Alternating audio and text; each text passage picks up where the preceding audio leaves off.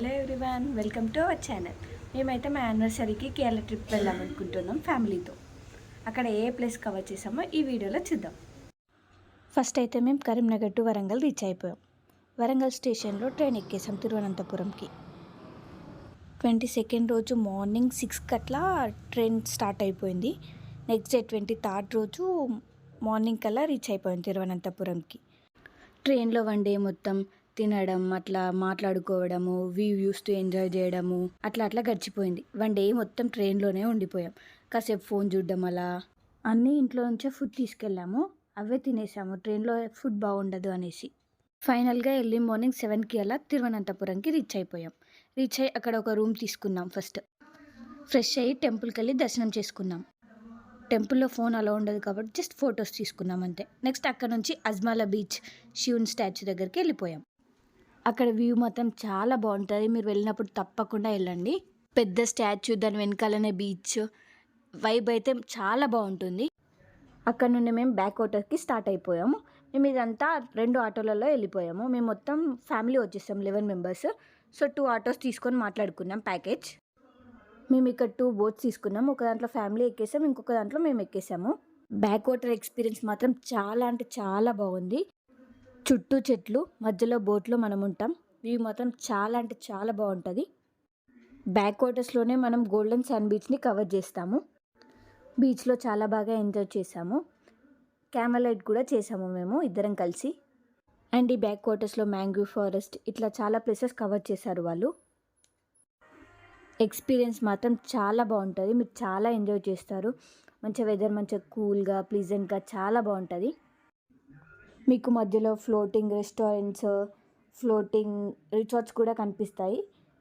కావాలి అనుకున్న వాళ్ళు ఉండొచ్చు, ఫుడ్ కూడా తినొచ్చు. మేమైతే స్నాక్స్ అండ్ కూల్ డ్రింక్స్ తీసుకున్నాము. మాకైతే బ్యాక్ వాటర్స్ మొత్తం కవర్ చేయడానికి 3 hours దాకా పట్టింది.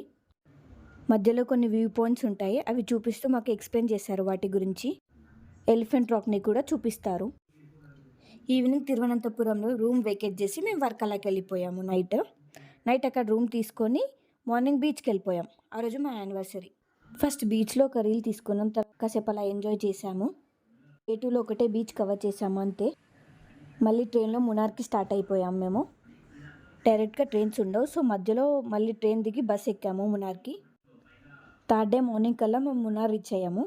మునార్లో రూమ్ తీసుకొని అక్కడ ఫ్రెష్ అప్ అయ్యి 2 daysకి ప్యాకేజ్ మాట్లాడుకున్నాం. అక్కడ ఫోటో పాయింట్ దగ్గర కొన్ని ఫొటోస్ దిగాం. మునార్లో ఫస్ట్ డే మొత్తం కొచ్చి డైరెక్షన్ కవర్ చేసేసాము. అక్కడ ఒక పార్క్ ఉంటే వెళ్ళాము. మేము వెళ్ళినప్పుడే వర్షం పడి వ్యూ మొత్తం చాలా బాగుండే. నెక్స్ట్ మేము అక్కడ నుంచి బొటానికల్ గార్డెన్ చూసుకొని రూమ్కి రిటర్న్ అయిపోయాం. నైట్ అలా రెస్ట్ తీసుకొని నెక్స్ట్ డే మార్నింగ్ మట్టుపెట్టి డైరెక్షన్లో స్టార్ట్ అయిపోయాం. అక్కడ మేము టాప్ వ్యూ పాయింట్ దగ్గర ఆగాము. చుట్టూ టీ ప్లాంటేషన్ మధ్యలో మనం చాలా బాగుంటుంది. అక్కడ సరదాగా ఎంజాయ్ చేస్తూ కొన్ని వీడియోస్, ఫొటోస్ తీసుకున్నాం. నెక్స్ట్ అక్కడ నుంచి ఎకో పాయింట్కి వెళ్ళిపోయాం. అక్కడ చుట్టూ చెట్లు, మధ్యలో లేక్, అందులో మేము పెడల్ బోటింగ్ చేసాం.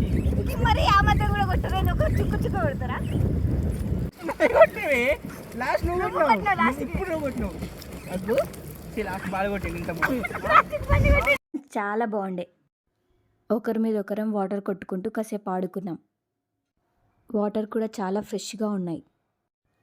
ఇదే లాస్ట్ డే. ఇక్కడ నుంచి రూమ్కి వెళ్ళిపోయి లగేజ్ ప్యాక్ చేసుకొని స్టేషన్కి వెళ్ళి సికింద్రాబాద్కి ట్రైన్ ఎక్కేసాం. 1 day పట్టింది సికింద్రాబాద్కి రీచ్ అవ్వడానికి. ఫైనల్గా అయితే సికింద్రాబాద్కి రీచ్ అయిపోయాం. అక్కడ నుంచి అయితే బస్లో ఇంటికి వచ్చేసాం. Finally back to home. ఈ వీడియో మీకు నచ్చితే లైక్ చేయండి, షేర్ చేయండి, సబ్స్క్రైబ్ చేయండి. Thank you all. Bye bye.